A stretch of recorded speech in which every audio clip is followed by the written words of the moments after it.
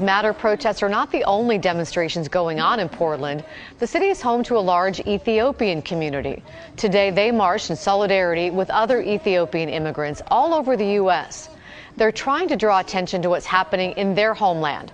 Hundreds killed and thousands arrested in a fight over human rights. Catherine Cook reports. No more! We say no more! In a time when protests happen almost daily in Portland, this group doesn't want to be overlooked. And we're out here seeking justice for our people peacefully. Most of these Oregonians, including Gamachis Achimila, are from Ethiopia, specifically the country's Oromo ethnic group. They want others to know what's happening as their people fight for human rights. The killings, the arrests, the internet shut down, telephones shut down, and we're just fed up with what's going on. I am honored to be here with you today. At the heart of it, Ethiopian Prime Minister Abiy Ahmed. To a peaceful resolution of the border dispute between Ethiopia and Eritrea. He recently delayed democratic elections and has been operating military posts in the Oromo region.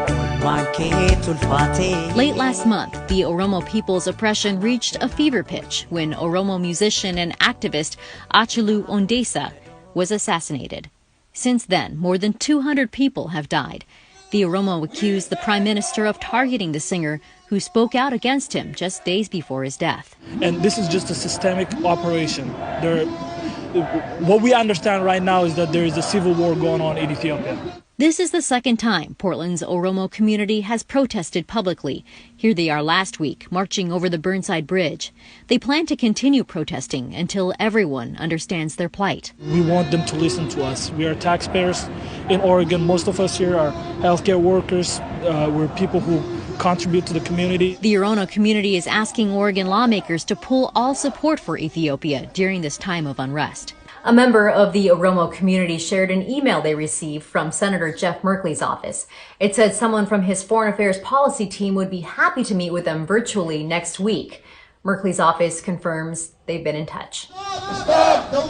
Those here say they welcome all support as they fight for their loved ones thousands of miles away.